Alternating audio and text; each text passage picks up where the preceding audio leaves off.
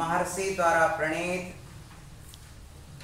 जैन वाङ्मय के प्रमुख शास्त्र श्री तत्व सूत्र के लक्षण टीका सर्वार्थ सिद्धि ग्रंथराज में प्रथम अध्याय के 33वें सूत्र के माध्यम से आज हम नए प्रकरण में समविरूढ़ न्याय का विवेचन करेंगे। अभी तक हमने नैगम न्याय, संग्रह न्याय, व्यवहार न्याय, ऋजु सूत्र न्याय और शब्द न्याय का विवेचन देखा। आज हम समविरूढ़ न्याय को यहाँ पर समझने का प्रयास करेंगे। समविरूढ़ न्याय के विषय में आज श्रवण का कहना है,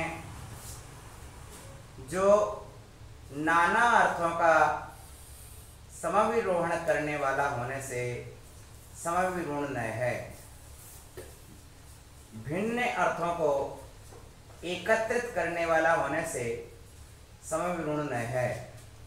चूंकि जो भिन्न अर्थों को, अनेक अर्थों को, नाना अर्थों को सम अर्थात छोड़कर, ठीक है ना, नाना अर्थों को छोड़कर, यद्यपि अनेक अर्थ होते हैं, उन अनेक अर्थों को छोड़कर प्रधानता से एक अर्थ में रूढ़ होता है। जैसे गौ शब्द के 18 अर्थ होते हैं, वाणी भी होता है, ज्ञान भी होता है, और भी अनेक अर्थ होते हैं, लेकिन उसमें से गौ से पशु को ग्रहण करने वाला ये कौन सा न्याय है? हाँ, तो इस तरह से ये बात यहाँ पर कह रहे हैं। जब आप पढ़ते हैं गौतम, क्या पढ़ते हो? गौतम। तो गो माने वाणी, तम माने श्रेष्ठ, जिनके वचन श्रेष्ठ हैं वे गौतम है। और जबकि यहाँ पर समविरूढ़ ने क्या कहता है, गौ शब्द का रूढ़ अर्थ क्या बन गया? जगत में क्या कहा जाता है? तो ना अनेक अर्थ होने पर भी एक जो प्रसिद्ध अर्थ है उसको कहने वाला कौन सा है? समविरूढ़ न्याय। गो इस वचन के, इस शब्द के वचन आदि अनेक अर्थ पाए जाते हैं, तो वह पशु इस अर्थ में रूढ़ है। अथवा अर्थ हो गए स्पष्ट, गौ शब्द के अनेक अर्थ है, प्रत्येक शब्द के अनेक अर्थ होते हैं, ठीक है ना। लेकिन जिसमें जो प्रसिद्ध हो जाता है या वक्ता की जिसकी विवक्षा होती है, उस अर्थ को स्वीकार कर लेता है। तो नाना अर्थों को छोड़कर, यद्यपि नाना अर्थ हैं, ये सत्य है। अभिनंदन भैया, सत्य है क्या कि पानी को विष बोलते हैं? नाम माला में पानी का एक पर्यायवाची नाम विष भी है, लेकिन यदि हम कहें कि विष पिला दिया तो उचित नहीं है, तो यही कहना पड़ेगा आपने पानी पिलाया, ठीक है ना। विष भी पानी का ही पर्यायवाची है। जब नाम माला में आप पानी के पर्यायवाची देखो तो विष भी कहेगा, क्यों? अधिक पानी पिया जाए तो वो विष के समान होता है। जिसने अधिक पानी पिया है उसने विष पिया है। अजीर्ण भोजनम विषम, तो पानी भी तो अजीर्ण हो सकता है। यदि वो जो कौन सी बीमारी होती है, पेट फूलने वाली होती है, रोग तो पानी के कारण ही होती है, उसमें पानी नहीं पीने दिया जाता। हाँ, जिसने सर्प ने जिसको काट खाया उसको पानी नहीं पिलाया जाता है। सर्प ने यदि काट खाया किसी को तो उसको पानी पिलाने से और विष चढ़ता है। हाँ, इस तरह से है ना। इस तरह से किस अवसर पर पानी क्या कार्य करेगा? तो देखिए, नाना अर्थों में जान पाए जाने पर भी एक प्रमुख अर्थ में रूढ़ होना क्या कहलाता है? समविरूढ़ न्याय। तो सबसे महत्वपूर्ण बात यहाँ पर कह रहे हैं कि अर्थ का ज्ञान कराने के लिए शब्दों का प्रयोग किया जाता है। किसका प्रयोग किया जाता है? अर्थों का ज्ञान कराने के लिए, अर्थ का ज्ञान कराने के लिए शब्द का प्रयोग किया जाता है। अर्थ का ज्ञान कराने के लिए शब्द का प्रयोग किया जाता है। अर्थ का ज्ञान कराने के लिए, किसका ज्ञान कराने के लिए? अर्थ का। हम जो भी शब्द बोल रहे हैं वो शब्द बोलना हमारा तभी कार्यकारी है जबकि हम वह हमारा तभी कार्यकारी है जब हम एक निश्चित अर्थ पर पहुंच जाए। क्या पहुंचाए, हम एक निश्चित अर्थ पर पहुंचाएं, तभी हमारा वह शब्द का बोलना हमारा कार्यकारी है। यदि हम एक निश्चित अर्थ पर नहीं पहुंचते हैं तो वो शब्द बोलना या ना बोलना आपका बराबर है। प्रत्येक शब्द इसलिए बोला जाता है कि हम उसके अर्थ को समझें। अर्थ का ज्ञान कराने के लिए शब्दों का प्रयोग होता है। शब्द का प्रयोग क्यों होता है, शब्द के प्रयोग की स्थिति क्यों बनती है, तो आचार्य भगवान ने कहा कि अर्थ का ज्ञान कराने के लिए शब्दों का प्रयोग होता है। जब शब्द बोला जा रहा है तो इसका मतलब अर्थ भी कोई होगा, है ना। और इसलिए उसमें कहा कि जब तक सुबंत या तिगंत ना जोड़ा जाए तब तक शब्द अपना अर्थ नहीं कहता है।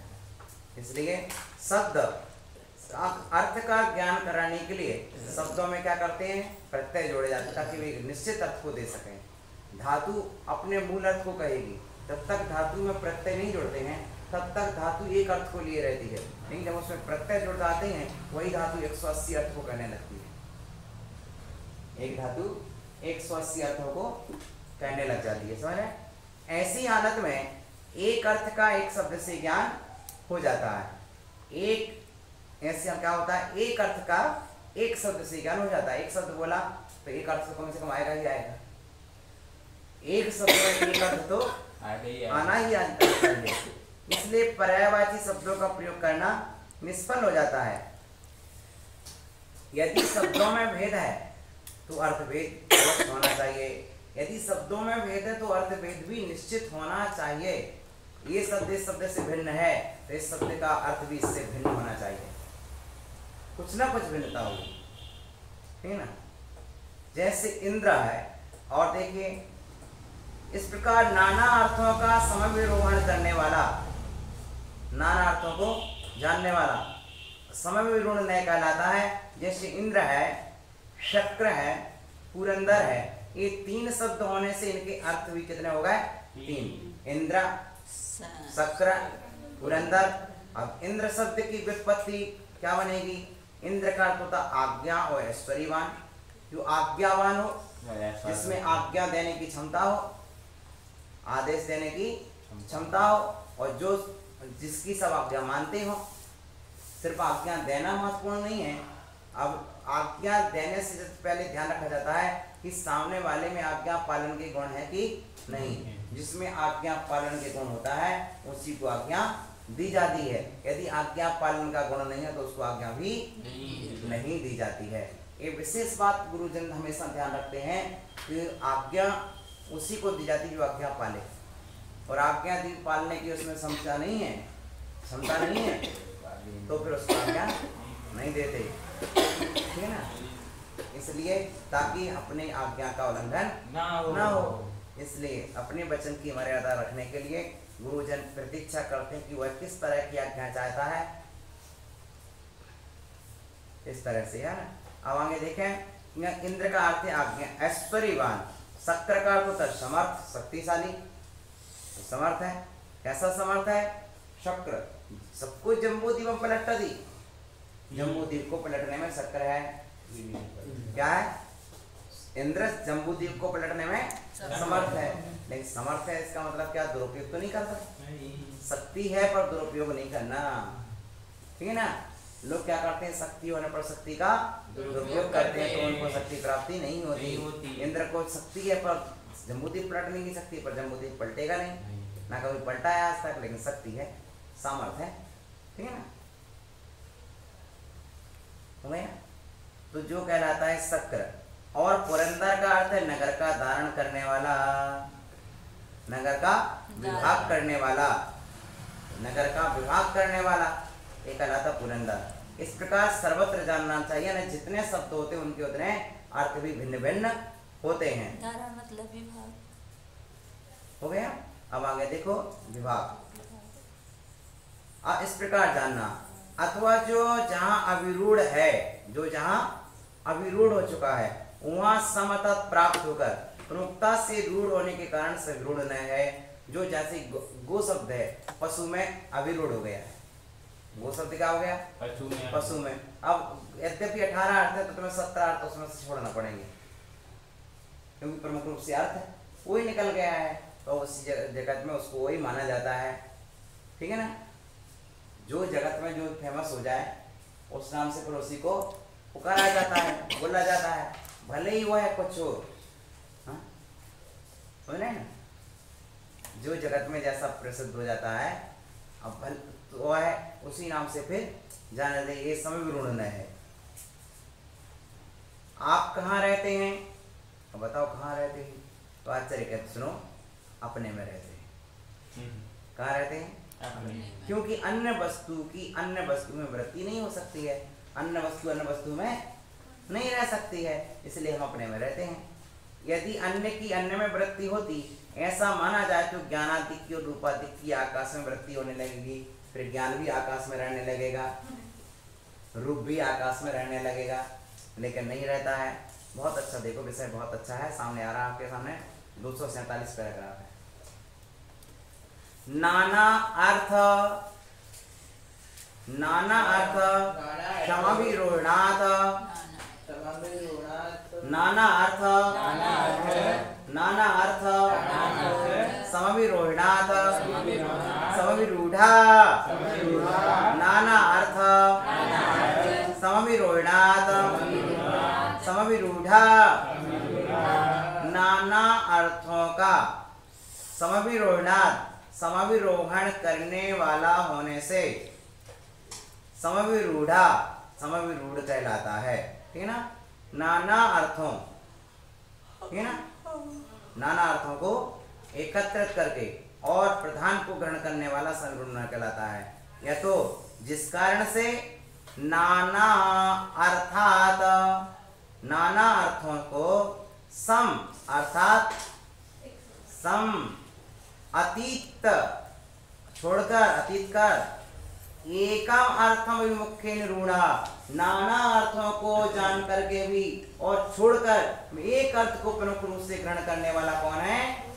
समविरूढ़ है। गौ इति अयम शब्दो, गौ यह एक शब्द है। ठीक है ना, गौ यह एक शब्द है। और शब्द क्या बोलता है? बागादिषु अर्थे, बागादिषु अर्थेषु वर्तमाना, वह बाग यानी वचन, वाणी आदि अर्थों में प्रवर्तमान होता है। वो शब्द है, उसके कितने अर्थ होते हैं? 18 अर्थ होते हैं। लेकिन वहां पर यहाँ पर वचन आदि अर्थ होता है, लेकिन फिर भी क्या है? वर्तमाना पशु अविरूढ़ा, वह पशु में ही अविरूढ़ है। गौ माने पशु, तुम तो बिल्कुल गौ हो यानी पशु हो। ठीक है ना, ऐसा बोला जाता है। पशु को गौवंश, अब उसमें सब आ गए, गौवंश बोल दिया तो इस तरह से पशु अविरूढ़ हो जाता है। पशु में गौ बोलने से पशु के रूप में लिया जाता है। ठीक है ना, नाना अर्थ होने पर भी। अथवा अर्थगत्यर्था शब्द प्रयोगा, सबसे महत्वपूर्ण बात सुनना, ये आज की सबसे महत्वपूर्ण बात। अर्थगत्यर्था शब्द प्रयोगा, शब्द का प्रयोग अर्थ का ज्ञान कराने के लिए होता है। क्या होता है? शब्द प्रयोगा अर्थगत्यर्था, अर्थ गति, अर्थ का गति माने ज्ञान, अर्थ का ज्ञान कराने के लिए, पदार्थ का ज्ञान कराने के लिए, अर्थ माने पदार्थ, अर्थ माने तत्व ज्ञान, तत्व ज्ञान को कराने के लिए, ठीक है ना, शब्दों का प्रयोग होता है। अर्थगत्यर्था शब्द प्रयोगा, ठीक है ना, बहुत बढ़िया। अर्थ का प्रयोग, शब्द का प्रयोग क्यों किया जाता है? प्रश्न है आपके सामने, शब्द का प्रयोग क्यों किया जाता है? अर्थगत्यर्था, अर्थगत्यर्था बोलो, अर्थगत्यर्था शब्द प्रयोगा, अर्थगत्यर्था शब्द प्रयोगा, अर्थगत्यर्था शब्द प्रयोगा, अर्थ का ज्ञान कराने के लिए, ठीक है ना, इसलिए अर्थ ज्ञान को आगम कहा गया है। शब्द वही सार्थक माना गया है जो अर्थ का ज्ञान कराए। अर्थ माने प्रयोजन, प्रयोजन का भान कराए, ठीक है ना। इसका प्रयोजन क्या है? हमने शब्द बोला, वो अर्थ का बोध नहीं हुआ, अवग्रह अवग्रह तक रह गया, ये तक नहीं पहुंचा, है ना भाई। इसलिए शब्द का उच्चारण स्पष्ट रूप होना चाहिए। कैसा होना चाहिए? स्पष्ट होना चाहिए। शब्दोच्चारण व्याकरण से अर्थ शुद्धि, व्यंजन शुद्धि, तदुभय शुद्धि जो बताई है, कालाचार, विनयाचार, उपदानाचार, बहुनामानाचार, अनन्यवाचार, ठीक है, शब्दाचार, अर्थाचार। तो शब्दाचार में शब्द की शुद्धि, अर्थ की शुद्धि, शब्द की शुद्धि होती तो अर्थ की शुद्धि बनती है। श्री धवला जी में एक बात आई है, शब्दात पद प्रसिद्धि, शब्द से पद की प्रसिद्धि होती है। पदार्थ अर्थ निर्णय होती, पद से अर्थ का निर्णय होता है। अर्थात तत्व ज्ञानम, अर्थ से तत्व का ज्ञान होता है। तत्व ज्ञानम परम श्रेया, और तत्व ज्ञान से आत्मा का कल्याण होता है। इसलिए जो आत्मा का कल्याण चाहते हैं उनको तत्व का ज्ञान चाहिए। जो तत्व का ज्ञान चाहते हैं उन्हें अर्थ का ज्ञान चाहिए। जो अर्थ का ज्ञान चाहिए उन्हें पद का ज्ञान चाहिए। जो पद का ज्ञान चाहते हैं उन्हें शब्द का ज्ञान भी चाहिए। इसलिए शब्द प्रयोगा अर्थगत्यर्था, अर्थ का ज्ञान कराने के लिए, अर्थ दो बार आया है, अर्थ का ज्ञान, अर्थ माने कराने के लिए, ठीक है, अर्थ का ज्ञान कराने के लिए, पदार्थ का ज्ञान कराने के लिए। अर्थगत्या सदुपयोग, अर्थ संप्रत्यायास्यामि शब्द प्रयोज्यते, ठीक है ना, और इस अर्थ का निर्णय कराने के लिए, ठीक है ना। तत्र एकस्य अर्थस्य, वहाँ एक अर्थ के, एकेन तत्र एकस्य अर्थस्य, एक शब्द के द्वारा एक अर्थ का बोध हो जाता है। एक शब्द के द्वारा एक बोध हो गया। हमने बोला महावीर, एक अर्थ का बोध हो गया। बोला राम, एक अर्थ का बोध हो गया। मैंने बोला विभव, एक अर्थ का बोध हो गया। मैंने बोला ओम, एक अर्थ का बोध हो गया। अद्योम, एक अर्थ का बोध हो गया। अभिनंदन, एक अर्थ का बोध हो गया। तो एक शब्द के द्वारा एक अर्थ का बोध हो जाता है, ठीक ना। बहुत सुंदर वर्णन है। तत्र एकस्य अर्थस्य, एक अर्थ का बोध एक शब्द के द्वारा गता तत्वात्, जाने हुए अर्थ का होने से पर्याय शब्द प्रयोग अनर्थ का, पर्यायवाची शब्दों का प्रयोग अनर्थक है। हाँ, गत माने जाना हुआ, गत अर्थत्वात्, जाने हुए अर्थ होने से, जिस अर्थ को जान लिया गया है उसके पर्यायवाची शब्दों का प्रयोग अनर्थक है। पर्यायवाची का प्रयोग तब किया जाए शब्द का अर्थ नहीं जाना गया हो, तो पर्यायवाची, जब शब्द का अर्थ जान गया तो पर्यायवाची की आवश्यकता नहीं पड़ती है। और जब शब्द का अर्थ जो नहीं जानता उसके लिए पर्यायवाची शब्द देना पड़ते हैं। शब्द भेदश्चेद अस्ति अर्थभेदे, और शब्द का भेद, शब्द भेदश्चेति, शब्द भेदश्चेत अस्ति अर्थभेदे, भेदेन अपिवश्यम भवितव्यम। तो शब्द का भेद होने पर अर्थ में भेद अवश्य होना चाहिए। यदि शब्द में भेद है, बेटा सुन भी क्या बोला? एक शब्द बोला, अर्थ में भेद हो गया कि नहीं हो गया? अर्थ में भेद हो गया कि नहीं? हमने बोला यहाँ से और तत्काल जीव ने सुन लिया, हमारी ओर संकेत आया। यही होता, शब्द में भेद हुआ, तत्काल वहां अर्थ में भेद पड़ गया कि नहीं? वहां पर लक्ष्य कहीं था, इधर एक शब्द बोला और आपने सुन लिया, यहाँ दूसरा शब्द बोला, इनने सुन लिया, तो शब्द में भेद पड़ा कि अर्थ में भेद पड़ जाता आ जाता है। बहुत बढ़िया। शब्द में भेद होने पर अर्थ में भेद हो जाता है। शब्दों में भेद है तो अर्थ भेद अवश्य होना चाहिए। यदि, ठीक है ना, शब्द भेदश्चेत्, शब्द में भेद है, शब्द भेदश्चेत् अस्ति, यदि शब्द में भेद है, तरी अर्थ भेदेन अपि अवश्यम भवितव्यम, तो अर्थ का भेद ही अवश्य होना चाहिए। मैंने बोला सुरभि, आपने एक नाम सुना, फिर मैंने दूसरा नाम बोला अभिनंदन, तो दूसरा शब्द बोला तो दूसरा नाम सुन लिया गया। सर जी, ये क्या है? शब्द शब्द बदले तो अर्थ भी बदल गए, पदार्थ भी चेंज हो गए, हो गया ना। शब्द के चेंज हो जाने से पदार्थ भी चेंज हो गए, ठीक है ना। तो यहाँ आचार्य वो कहते हैं कि शब्द का प्रयोग, शब्दों में भेद है तो अर्थ भी अवश्य होना चाहिए, ठीक है। बहुत। नाना अर्थ समविरोधा समविरूढ़ा, नाना अर्थों में समविरूढ़ात, कि नाना अर्थों का समविरोधन करने वाला होने से समविरोधन नय कहलाता है। नाना अर्थों को बताता है। शब्द 3 हैं तो उसके अर्थ भी 3 होंगे। शब्द अर्थ है जलज, जल में उत्पन्न होने वाला होने से जलज है, ठीक है ना। पंकज, पंख में उत्पन्न होने वाला होने से पंकज है। नीरज, नीर में उत्पन्न होने वाले से नीरज है।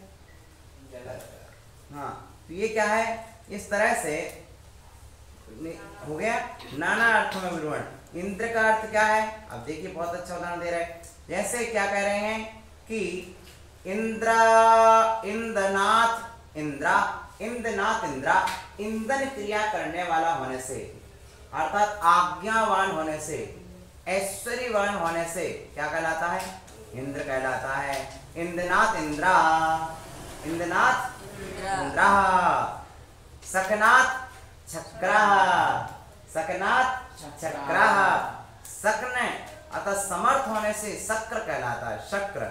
अब यहाँ पर क्या हो, सकनाथ, ता को चा हो गया, सा को छा हो गया, सा को छा हो गया और ता को चा हो गया।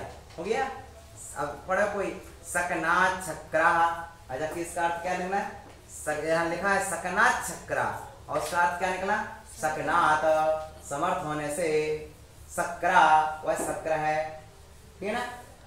ये है। अब जिसने का व्याकरण को पढ़ लिया है उसको ये बुद्धि में बैठ हुआ कि यहाँ पर सा को छा हुआ है, भले ही वह सूत्र भूल गया हो, लेकिन उसके दिमाग में ये तो सेट हो गया कि यहाँ पर सा को छा हुआ है।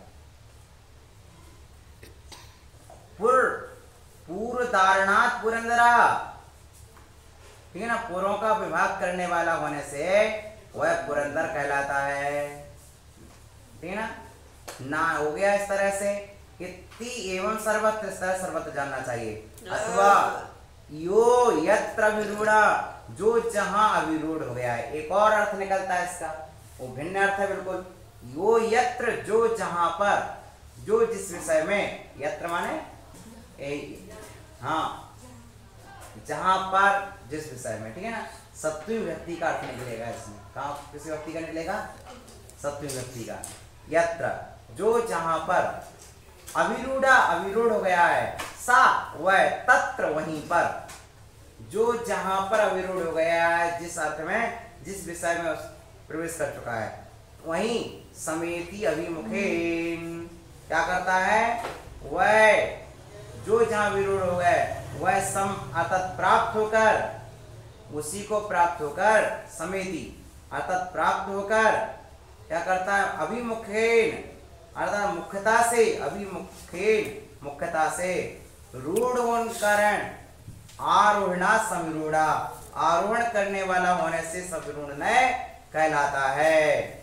यथा को भवान आस्ते, भवान को वास्ते, आप कहाँ रहते हैं, भवान, भवान किताब ले लो, भवान आप, वो कहाँ पर, ठीक है ना। एक को भी सप्तमी विभक्ति में कहाँ प्रयोग होगा, सप्तमी विभक्ति में, ठीक है ना। किम शब्द से को बन जाता है, ठीक है ना। कस्मिन के स्थान पर को, कस्मिन के स्थान पर को, ठीक है ना, ठीक है ना। तो कस्मिन स्थाने को, ठीक है ना, हो गया। तो को आप कहाँ पर, आस्ते रहते, आते अंते से आते द्वे के वह महे, तो ये आत्मने पद का प्रयोग है, आस्ते, आप कहाँ पर रहते हैं, तो उत्तर मिला आत्मनि, आत्मनि, क्या लिखा, आत्मनि इति, और इति पूर्ण वाक्य हो गया है। आत्मनि, आत्मा में, आप कहाँ रहते हो, आत्मा। कुता, किस कारण से, कुता, किस कारण, ये पंचमी व्यक्ति का प्रयोग है। कस्मात के स्थान पर कुता, कस्मात के स्थान पर कुता, तस्मात के स्थान पर तथा, अस्मात के स्थान पर अतः, ए तस्मात के स्थान पर अतः, ठीक है ना। और इस तरह से अस्मात से अतः, अस्मात से अतः या यस्मात् से यतः, इस तरह पंचमी के प्रयोग में क्या होता है, ये सर्वस्मात्, ठीक ना, तो सीधा सर्वतः ऐसा बन जाता है। ये पंचमी के प्रयोग में क्या होता है, तसल सीधा तस प्रत्यय लगता है और विभक्ति उतना बड़ा प्रत्यय तस्मात् पूर्व आत और स्मात् चले जाते हैं, ये लग जाता है सीधा। कुतः का समास से क्या बन गया, कुतः। किस कारण से, कहां से, वस्तु अंतरे वृत्ति अभावात्, बस अंतरे वस्तु अन्य वस्तु में वृत्ति का अभाव होने से एक वस्तु की प्रवृत्ति दूसरे में नहीं पाई जाती है। ज्ञान मेरा गुण है, ज्ञान मेरा गुण है, मैं वस्तु हूँ, ज्ञान मेरी वृत्ति है, मैं चेतन वस्तु हूँ। मैं कौन सी वस्तु हूँ, चेतन। मैं जीव वस्तु हूँ, चेतन वस्तु हूँ, मैं चेतन वस्तु हूँ। तो मेरे चेतन वस्तु में ज्ञान की प्रणति है। कौन सी प्रणति है, ज्ञान की। ज्ञान वृत्ति मेरे भीतर में है, ज्ञान की प्रवृत्ति, वृत्ति प्रवृत्ति, ज्ञान प्रवृत्ति मेरे भीतर है। जो चेतन की प्रवृत्ति है वो जड़ द्रव्य में खंभे में नहीं पाई जाती है। एक वस्तु की प्रवृत्ति दूसरे में नहीं पाई जाती है। हो गया स्पष्ट। वस्तु अंतरे वृत्ति अभावात्, अन्य वस्तु में अन्य वस्तु की वृत्ति नहीं पाई जाती है। जीव का धर्म पुद्गल में नहीं पाया जाता है, पुद्गल का धर्म जीव में नहीं पाया जाता है। यदि अन्यस्य अन्यत्र वृत्ति स्यात्, यदि अन्य की अन्य जगह वृत्ति मानोगे, पुद्गल की जीव में मानोगे या जीव की पुद्गल में मान लोगे, तो क्या होगा, ज्ञानादि नाम रूपादि नाम, ज्ञानादि गुणों का और रूपादि गुणों का। ज्ञानादि गुण किस द्रव्य के हैं, जीव द्रव्य के। रूपादि गुण किसके हैं, पुद्गल द्रव्य के। इनको भी आपको आकाश में मानना पड़ेगा। हो सकता क्या, दो द्रव्य एक द्रव्य के गुण दूसरे में पाए जा सकते क्या, नहीं पाए जा सकते। इसलिए आप कहाँ रहते हो, आप कहाँ रहते हो, भगवान को वास्ते आत्मनि, आत्मा में कहाँ रहते हैं, आत्मा। क्योंकि मैं मेरे गुण में ही रहेंगे, मेरी पर्याय मुझ में रहेगी, तो मैं कहाँ रहूंगा, अपने गुणों में तो रहूंगा। इसलिए मैं कहाँ रहता हूँ, अपने आकाश में, आत्मनि। को वास्ते भगवान आत्मनि, मैं अपनी आत्मा में रहता हूँ, ठीक है ना। क्योंकि एक द्रव्य की वृत्ति दूसरे द्रव्य में पाई नहीं जाती, इसलिए मैं अपने में रहता हूँ। कितना सुंदर वर्णन दिया। इस तरह से आचार्य भगवान ने आज ये बताया कि नाना अर्थों को छोड़कर प्रधान अर्थ को ग्रहण करने वाला कौन है, समीरूढ़नाथ। और आगे कहते हैं, जो वस्तु जिस पर्याय को प्राप्त हुई है, जो वस्तु जिस पर्याय को प्राप्त हुई है, उसी रूप निश्चय कराने वाला नय को एवं भूत नय कहते हैं। एवं भूत में पर्याय की मुख्यता होती है। किसकी मुख्यता होती है, हाँ, पर्याय की मुख्यता होती है, ठीक है ना। शब्द नय शब्द को मुख्य करता है, समविगुण नय अर्थ को मुख्य करता है, शब्द नय शब्द को मुख्य करता है, अवविगुण नय अर्थ को मुख्य करके कथन करता है। किसको, अर्थ को मुख्य करता है। और एवं भूत नय पर्याय को मुख्य करके कथन करता है। शब्द नय शब्द की मुख्यता से चलता है और समविगुण नय अर्थ की मुख्यता से कथन करता है और एवं भूत नय उस पर्याय की मुख्यता से कथन करता है। जो वस्तु जिस पर्याय को प्राप्त हुई है, प्रेजेंट पोजीशन, ठीक है ना, उसी रूप निश्चय कराने वाले नय को एवं भूत नय कहते हैं। इस समय कौन सी पर्याय में वर्णन कर रहे हो, ठीक है ना। ये देखा जाता है कि इस समय आप क्या कर रहे हो, ठीक है ना, ये समझा जाता है। जैसे कपड़ा धोने वाला है, कपड़े धोने वाले को क्या बोलते हैं लोग में, धोबी बोलते हैं। कपड़े धोने वाले को क्या बोलते हैं, धोबी बोलते हैं। अब यदि कोई व्यक्ति उस समय कपड़े धो रहा है, हमारे भैया यदि कपड़े धो रहे हैं तो धोबी होगा भैया। यदि किसी ने बोल भी दिया तो समझदार तो बुराई नहीं मानेगा, सही बात है। यदि इस नय को जिसने पढ़ा है वो बुराई बिल्कुल नहीं मानेगा। भैया आपने तत्व का ज्ञान, गहरा तत्व ज्ञान आपने हमारे लिए एवं भूत नय की ओर अनुसार कहा है, इसलिए हमें बुराई की कोई बात नहीं है, ठीक है ना। यदि आपने ऐसा कह भी दिया कि भैया धोबी क्या कर रहे हो, अब कपड़े धो रहे, धोए नहीं, कपड़े धो रहे तो धोबी है, नहीं अब धोबी है ना। यदि कपड़े धो रहे तो धोबी, एवं भूत रहे तो यही कहेगा, वर्तमान की क्रिया को देखकर कहता है एवं भूत रहे, ठीक है ना। जो वस्तु जिस पर्याय को प्राप्त हुई है उसी रूप निश्चय को कराने वाले ने एवं भूत। आशय यह है जिस शब्द का जो वाच्य है उस रूप क्रिया के प्रणमन के समय ही, जिस शब्द का वाच्य, धोबी शब्द का वाच्य क्या है, कपड़ा धोने वाला, उस समय क्रिया चल रही है तो धोबी, और उस समय क्रिया धोबी है और उस समय क्रिया नहीं कर रहा हो, भोजन कर रहा हो, तो धोबी कह सकते क्या उसको? नहीं कह सकते। भाई धोबी है वो बाल काट रहा हो तो क्या आप धोबी कह सकते उसको? नहीं कह सकते। वो समय नाई है, वो समय नाई है। इसलिए जिस समय जो क्रिया चल रही है उस क्रिया के अनुरूप ही कथन करना, ये कौन सा न्याय है? एवं इस प्रकार भूत हुआ, इस प्रकार हुआ। परिणमन के समय, क्रिया के परिणमन के समय ही जो जिस शब्द का जो वाच्य, शब्द क्या कहला? वाचक। शब्द माने वाचक, और उसका अर्थ क्या कहलाता? वाच्य। शब्द क्या कहलाता? वाचक। अर्थ क्या कहलाता? वाच्य। वाच्य, ठीक है ना। जैसे बोला धोबी, ये क्या है? शब्द, और धोबी का वाच्य क्या कहलाया? कपड़ा धोने वाला, ठीक है ना। ये क्या कहलाया? उसका अर्थ, वाच्य हो गया। समझ गए? समझ गए कि नहीं समझे? तो ये वाच्य और वाचक संबंध, कौन सा संबंध? वाच्य वाचक संबंध। संबंध अर्थ, शब्द और अर्थ का संबंध जो है, शब्द और अर्थ के संबंध को, ठीक है ना।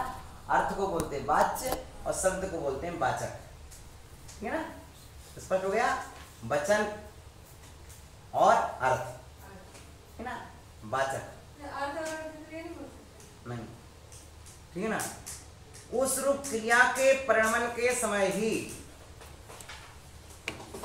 उस शब्द का प्रयोग करना युक्त है, अन्य समय में नहीं। अब आपने तो एक बार चुन लिया तो बस जीवन भर के लिए चुन लिया। एक बार जो शब्द कहना सीखा तो जीवन भर कहते रहते। बता भाई हर समय थोड़ी हर व्यक्ति एक जैसा होता है।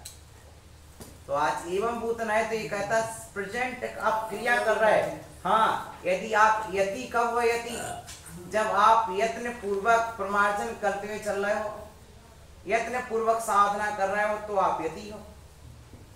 आप मुनि हैं? नहीं है, हम तो नहीं है मुनि। क्यों? हम तो स्वाध्याय कर रहे, बोल रहे, तो मुनि कैसे हो सकते? मुनि तो वह होता है जो मौन रहता है। सही बात है। एवं भूतने की अपेक्षा मुनि कौन होता है? मौनम धारयति मुनि, जो मौन को धारण करता है वो मुनि होता है। और अपन स्वाध्याय कर रहे, बोल रहे हैं तो अपन तो मुनि नहीं है एवं भूतने की अपेक्षा। समझ रहे हैं ना? तो ये एवं भूतनय है, इसलिए जिसको नय का ज्ञान रहता वो विवाद में नहीं पड़ता है, ठीक है ना। अब जगत में कोई भी कह दे बात, किसी ने आपको अपशब्द भी बोल दिया, पागल भी बोल दिया, कुछ तो अर्थ लगा लो, अर्थ लगा लो। लड़ने की जरूरत नहीं है, विवेक लगाने की जरूरत है। समझ रहे ना? अज्ञानी लड़ता है, लड़ता है, अज्ञानी विवेक लगाता है, ठीक है ना। विवेक लगाओ, ठीक है ना। कलम विवेकियों के लिए उपकरण होता है और अविवेकियों के लिए हथियार होती है। ठीक है?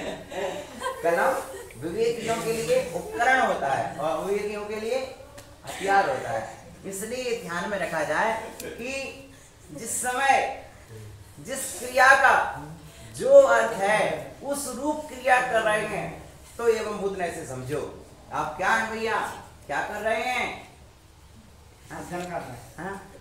तो ये अध्ययन कर रहे हैं तो आप विद्यार्थी हैं, करा रहे हैं तो आप शिक्षक हैं, उपाध्याय हैं। हाँ? आप उपाध्याय हैं, आप अध्ययन करा रहे हो, ये हमारे अध्यार्थी हैं। सभी बच्चे ही तो ये हमारे अध्यार्थी बैठे हैं और आप अध्ययन करा रहे हैं, आप उपाध्याय हैं।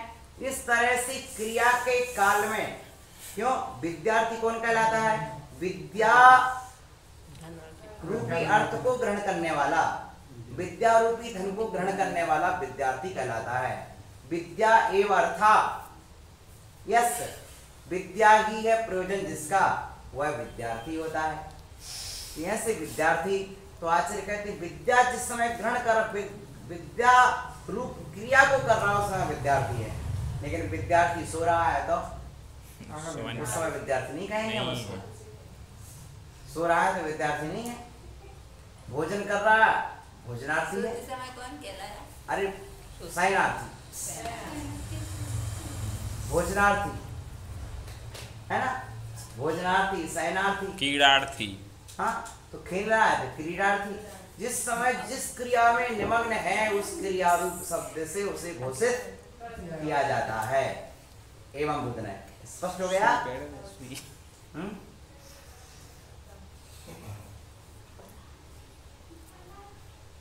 अन्य समय, जब ही आज्ञा ऐश्वर्य वाला हो तभी इंद्र है।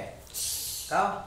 जब वो आज्ञा दे रहा हो, समझ रहे, तब तो इंद्र है। लेकिन ऐश्वर्य वाला तो इंद्र है। और भगवान के समाश्रम में पहुंचा, मुकुट उतार के उसने अलग रख दिया, भगवान के चरणों में हाथ चढ़ के बैठ गया, हमें आज्ञा दो। स्वयं आज्ञा मांग रहा है, तो क्या इंद्र कहलाएगा? नहीं, नहीं कहलाएगा। एवं भूतन उसे इंद्र नहीं कहेगा। बोलो, कहेगा क्या? नहीं कहलाएगा। इसलिए एक महापुरुष क्या करते हैं, जब समोसरण आदि में जाते हैं तो क्या करते हैं, अपने जो मुख्य उपकरण होते हैं उनको बाहर रख देते कि अब मैं आपके साथ राजा बन के नहीं, आपके सामान्य श्रोता बन के आया हूँ।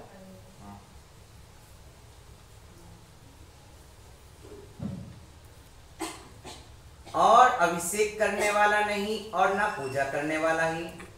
जब भी आज्ञा ऐश्वर्य वाला हो तभी इंद्र है। अभिषेक करने वाला नहीं, ना पूजा करने वाला। अभिषेक करने वाला इंद्र नहीं कहलाता, पूजा करने वाला इंद्र नहीं कहलाता। तो समझ रहे हैं ना? क्या समझे? मौन धारण करने वाला मुनि कहलाता है, बोलने वाला नहीं। ठीक है ना? समझ रहे हैं ना? पीछे काउंटर लेने वाला नहीं, बोलने वाला नहीं। अब तुम एवं भूत नहीं कि मैं कुछ भी करो, लेकिन मौन धारण करने वाला मुनि, ये होता है। साधु, साधना करने वाला साधु कहलाता है। इस तरह से अपन समझना चाहिए। एक विषय पूरा कर लो। हाँ, जब पहले समय में देहातों में मतलब कोई परिवार आया अपने से, तो भी घर वाली जैसे तो एक कचौड़ी डाल के मिलाती है।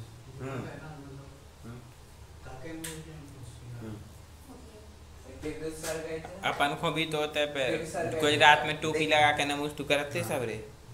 जब गमन करती हो तभी गाय है ना, बैठी हुई नहीं और ना सोती हुई। अब देखो, समय विरुद्ध ने तो क्या कहा था, गो शब्द से गाय को ले लिया था। लेकिन एवं बुद्ध ने कब कहेगा, जब गो का अर्थ गमन में आता है। जब गमन करे तभी हम गाय मानेंगे, और बैठी है तो हम गाय नहीं कहेंगे उसको, सो रही तो हम गाय नहीं कहेंगे, ठीक है ना। इसीलिए ध्यान रखना, साधु जीवन में एवं भूत नहीं लगता, सीधा गुण स्थान एवं भूत नहीं में चलता है। प्रवचन सार की एक गाथा है, जिस काल में वस्तु जिस रूप परिणमन कर रही है उस काल में वह कही गई है। धम्मेण परिणत अप्पा धम्मात्मा, धर्म से परिणत आत्मा ही धर्मात्मा मानी गई है, ठीक है ना। जिस काल में जिस रूप, 8वीं गाथा प्रवचन सार की, जिस काल में वस्तु जिस रूप परिणमन कर रही है उस काल में वैसी है। ऐसा नहीं है कि हमने एक बार दीक्षा ले ली हम सदा के लिए मुनि हो गए, है ना। हमने एक बार दीक्षा ली तो हम सदा के लिए मुनि नहीं हो गए। दीक्षा लेने से जीवन भर के लिए मुनि नहीं हो गए। यदि आप उस रूप क्रिया, उस रूप तन्मयता से प्रणत हैं तब मुनि कहलाएंगे, ठीक है ना। तो आचार्य क्या बोला, क्या सुंदर वचन देखो, जीवो परिणमति जीर्ण दब्बम, इन जिस प्रकार से द्रव्य परिणमन करता है, जिस अवस्था रूप से द्रव प्रणमन करता है, तत्कालम उस काल में तन्मयम उसी रूप प्रणमन कहा गया है, द्रव उसी रूप कहा गया है। प्रणमन किस रूप कर रहा है वैसा। देखो आप कैसे हो, मुस्कुरा रहे हो या गुस्सा कर रहे हो? कभी आपको क्रोध, यदि क्रोध आ रहा है तो आपको साधु नहीं कर सकते। एवं पुत्र स्पष्ट कहते हैं, क्षमा करिएगा आप साधु नहीं है, आप क्रोधी हैं, ठीक है ना। यदि आप क्रोध कर रहे हैं तो एवं पुत्र स्पष्ट कह देगा कि आप साधु नहीं है, आप क्रोधी हैं।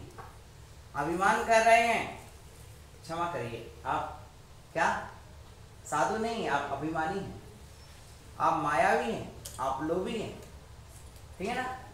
इस तरह से आप परिणमन किस रूप कर रहे हैं। हमें ये नहीं देखना कि हमारी ड्रेस क्या है, हमें ये देखना कि मेरी परिणति क्या है, मुझे ये नहीं देखना कि मेरे परिधान क्या है, मुझे ये देखना है कि मेरे परिणाम क्या है, क्योंकि एवं भूत ने अपने जीवन का निर्धारण करने वाला न है। जानता बाहर में तो हमको सब कोई कह सकता है, लेकिन नहीं, और बाहर में तो सब कुछ कह देता है, लेकिन यथार्थ में वो नहीं माना जाता। क्यों? जीवो प्रणमदिजदा सुहेण असुहेण तो आधा तम्मा धम्म पर्ण दो, ये 8वीं गाथा एवं भूत ने कहा है, तम्मा धम्म पर्ण दो, उस कारण धर्म से प्रणत आत्मा, धर्म से प्रणत आत्मा ही धर्मात्मा कहा गया है। ये गाथा देखो यहाँ पर स्पष्ट कही है।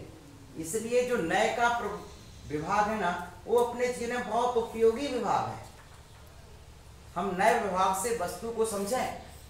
प्रमाण नई, प्रमाण और नयों के द्वारा तो पदार्थ का ज्ञान होता है। इसलिए यहाँ पर कौन सा नय है? जीवो प्रणमदिजदा, जिस समय जीव शुभ से प्रणम तो उस समय शुभ कहा गया है।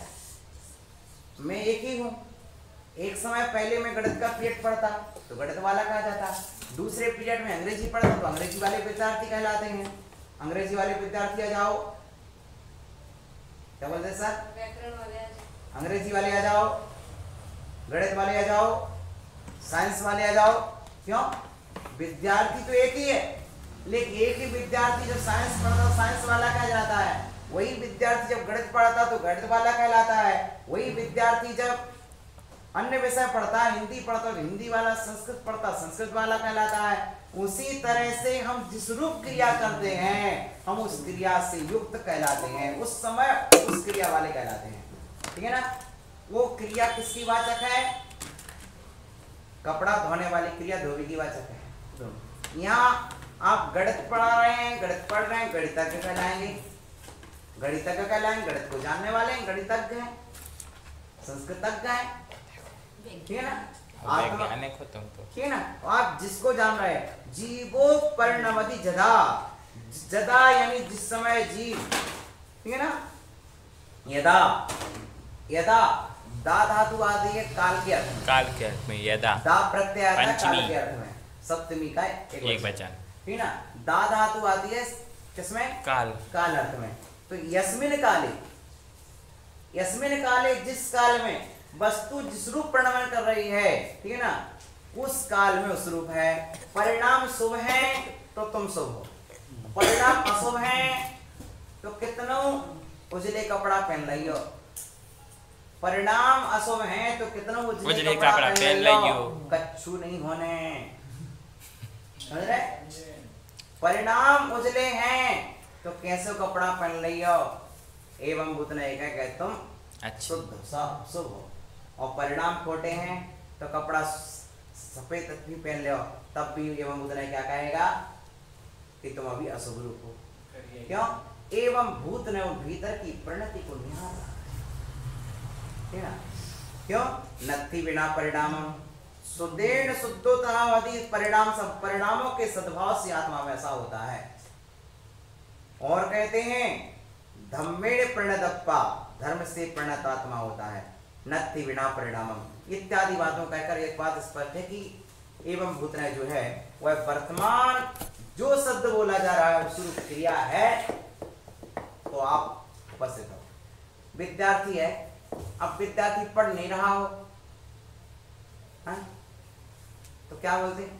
सर बोलते पढ़ने वाले तो 4 ही 5 हैं, बाकी तो सब हाजिरी देने वाला। तो ये एवं भूत नय जानता है कि ये है। इस तरह से एवं भूत नय का विषय आया बहुत अच्छी तरह से। अथवा जिस रूप से जिस ज्ञान से आत्मा प्रणत हो उसी रूप से उसका निश्चय करने वाला नय। देखो जिस रूप से अतः जिस ज्ञान से आत्मा प्रणत हो, आत्मा किस ज्ञान रूप प्रणन कर रहा है? आत्मा किस ज्ञान रूप प्रणन कर रहा है? क्रोध रूप, मन रूप, माया रूप, लोभ रूप, चारित्र रूप, व्रत रूप, संयम रूप। आत्मा किस रूप प्रणन कर रहा है? आत्मा का ज्ञान किस रूप जा रहा है?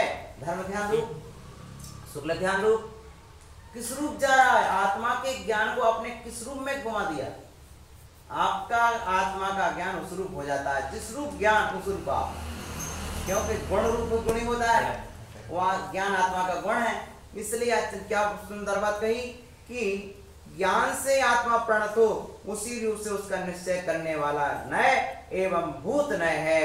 इंद्र रूप ज्ञान से प्रणत आत्मा, जो आत्मा इंद्र रूप ज्ञान से प्रणत है, तुम्हें भीतर में अनुभव हो रहा है कि मैं मुनि हूं, तो हूं ज्ञान प्रणवन कर रहे तो अग्नि रूप ज्ञान से प्रणत आत्मा अग्नि है ना? इसलिए जब क्रोध आता तो अग्नि हुआ। इस तरह से एवं भूत नय को अपन ने जाना। बहुत सुंदर विवेचन है। इस विवेचन को अपन ने देखा। ये नई आदि नए कहे हैं। उत्तरोत्तर ये हो गए, कितने हो गए? 7 हो गए पूरे जी। उत्तरोत्तर सूक्ष्म विषय वाले होने के कारण इनका यह क्रम कहा है। पहले नैगम नय, नैगम से सूक्ष्म क्या है? संग्रह, संग्रह से सूक्ष्म क्या है? व्यवहार, व्यवहार से सूक्ष्म शब्द नय, ऋजु सूत्र नय, ऋजु सूत्र नय से शब्द नय, शब्द नय से समिरूढ़ नय और समिरूढ़ नय से एवं भूत नय। जो एवं भूत कह रहा है यही तो ऋजु सूत्र नय कहता है, फिर कैसे अंतर है इन दोनों में? हाँ, बहुत अच्छा विषय हो गया आपका। ऋजु सूत्र नय तो खोज के लिए ऋजु सूत्र नय जो होता ना, उस सरल सरल को विषय करता है। एक समय मात्र की पर्याय है और यहाँ लंबे समय की पर्याय चल सकती है। वो पर्याय निरंतर चलती जाए तो निरंतर लंबे समय तक के काल को कह देगा ये।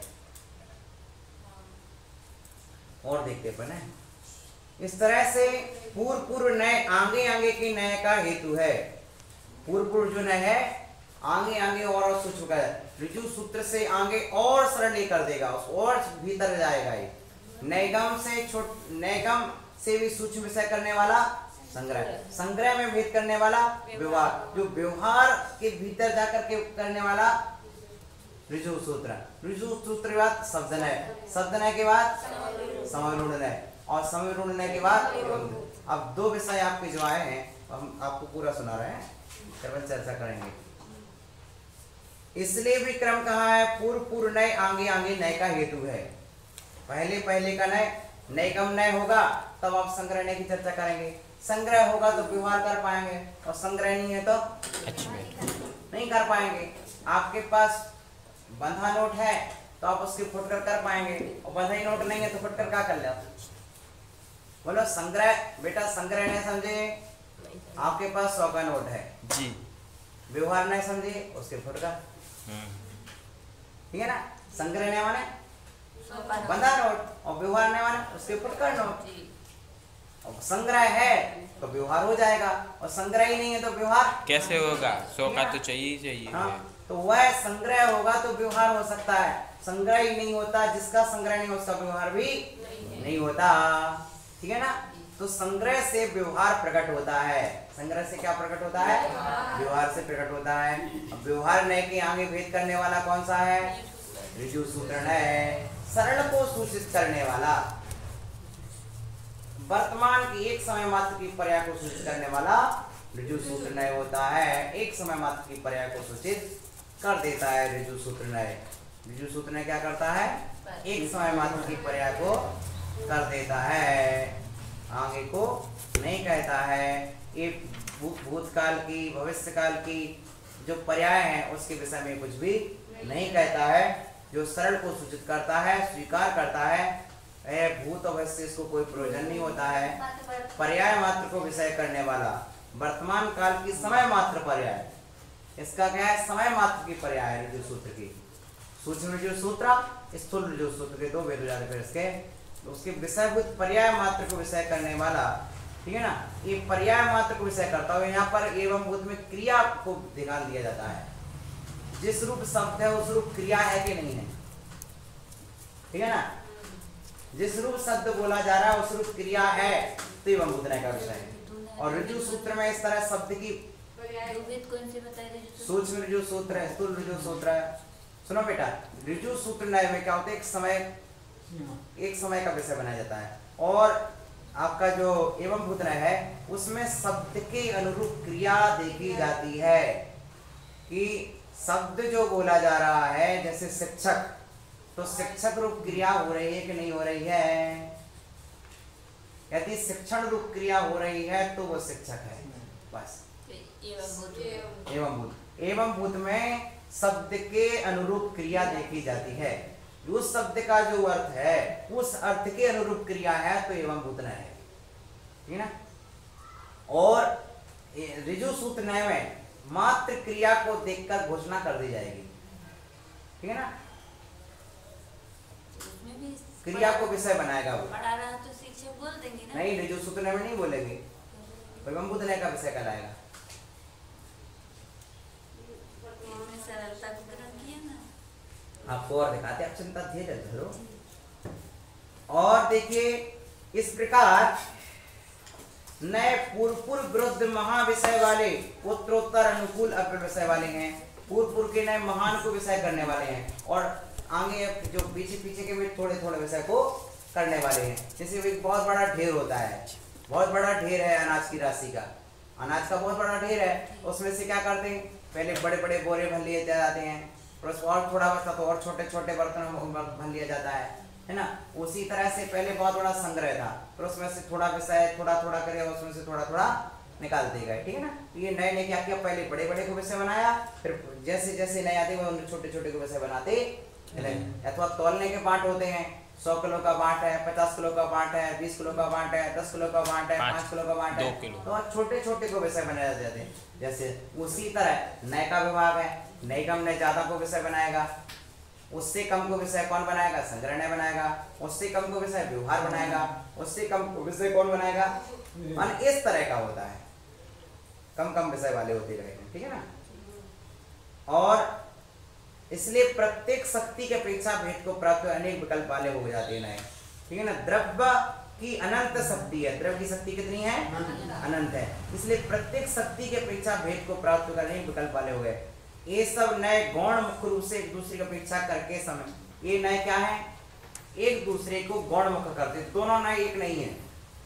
पहली बात तो ध्यान रखो कि दोनों नए कभी एक नहीं हो सकते, एक गौण होगा और एक मुख्य होगा, ठीक है ना। एक ही वस्तु को विषय कर लेंगे, एक ही वस्तु को विषय करेंगे, लेकिन उसमें थोड़ा थोड़ा भेद करते जाएंगे, ठीक है ना। ये हो गया। एक दूसरे को गुण मुख्य रूप से अपेक्षा करके सम्यक दर्शन के हेतु, ये सातों नए किसके हेतु हैं, सम्यक दर्शन के हेतु हैं, सम्यक दर्शन के हेतु हैं, सम्यक ज्ञान के हेतु हैं, सम्यक चारित्र के हेतु हैं। अब ये नए ज्ञान हमें नहीं समझना, कारण साधन इन्हीं से तो सम्यक ज्ञान होगा। नहीं आए अंत आप यहाँ से जा रहे थे, कोई ने कह दिया धोबी कहाँ जा रहा है, आप तत्काल मचल जाओगे, 2 बार कह दे, 2 बार कोई ने कह दिया तो क्या मचल जाओगे। लेकिन तुमने ये पढ़ा हुआ है तो तुम्हें गुस्सा नहीं आएगा, नहीं आएगा। तत्व ज्ञान है तो गुस्सा नहीं आएगा। क्या दिया अब कोई तो हम पढ़ के एवं भूत न्याय मत लिखो तो कहना हो, और हम तो सही में ही धो रहे हैं, कोई बात नहीं, कौन ने गलती कह दी, ठीक है ना। कोई विकल्प का काम नहीं, तो ये ज्ञान सारे विकल्पों को नष्ट कर देता है। तो गया स्पष्ट, तो चार्ज का कारण हो गया कि नहीं, ज्ञान का कारण हो गया कि नहीं, नए तो ज्ञान, नए ज्ञान तो है ही, नए ज्ञान तो ज्ञान है ही, लेकिन श्रद्धा का भी कारण है और चार्थ का भी कारण है। इसलिए ज्ञान मध्य दीपक है, इसको भी उजाला देता है और उसको भी उजाला देता है। श्रद्धा भी बलवान बनाता है, हमारी श्रद्धा सही बन जाती है और वहाँ चार्थ हमारा मजबूत बन जाता है, ठीक है ना। अंत अपन तन्ना तन अरे जी तो हमसे ऐसी के दोनों हमसे ऐसी के कुछ नहीं कह रहे किसी ने, हम तो अपने शुरू में हैं। हो गया इस तरह। जिस प्रकार पुरुष की अर्थ और साधनों की सामर्थ्य बस यथायोग निवेशित किए गए तंतु आदि पट आदि को संज्ञा को प्राप्त हो जाते हैं। धागे धागे धागे मिलकर क्या बन जाता है, कपड़ा बन जाता है। और स्वतंत्र रहने पर कार्यकारी नहीं होते, उसी प्रकार इन्हें समझना चाहिए। ये नए जब अपेक्षाकृत होते हैं तो नए कार्यकारी होती हैं और निरपेक्ष जब कार्यकारी नहीं होते हैं। आपके पास एक कपड़ा है, एक कपड़े का धागा, एक धागा, दूसरे धागा, तीसरा धागा, चौथा धागा, पांचवा धागा, धागे धागे की अपेक्षा करते गए तो कपड़ा क्या बन गया, कपड़ा बन गया। धागा क्या बन गया, कपड़ा बन गया। और निरपेक्ष हो जाए कि हम तुमसे नहीं मिलेंगे, हम तुम्हारे पास नहीं रहेंगे, हम तुम्हारे पास नहीं रहेंगे, तो सब धागे क्या हो जाएंगे, अलग अलग हो जाएंगे। तो क्या होगा, बोला क्या वो कपड़ा बन पाए, क्या वो कहलाएगा। उसी तरह संग क्या होता है, इसी तरह। अब पिच्छी का है, आपके पिच्छी के पंख सब साथ में रह रहे तो पिच्छी का है, एक पंख अलग अलग हो जाता है पिच्छी, है ना। तो एक दूसरे की अपेक्षा करके रहते हैं तो क्या हो जाता है, वह नए कार्यकारी कहे गए हैं। निरपेक्ष नया मिथ्या, हाँ साधन है। तो एक हो सकता है गुण होगा या मुक्त होगा, लेकिन अपेक्षा शक्ति होगी। हो तुम 8 बजे आकर तुम 8 बजे करें, हम 9 बजे कर लें, तुम 9 बजे करें, हम 8 बजे कर लें, लेकिन एक दूसरे का अपेक्षा जरूरी है। हाँ एक साथ रह सकते हैं, लेकिन अभाव नहीं होगा। मुख्य रहेंगे या गौण रहेंगे, मुख्य रहेंगे या गौण रहेंगे, लेकिन रहेंगे सब। एक मुख्य रहेगा, बाकी कौन रहेंगे। घोड़े पर एक बैठ जाए, बाकी सब बना ले। शेष विषय को आगे देखेंगे।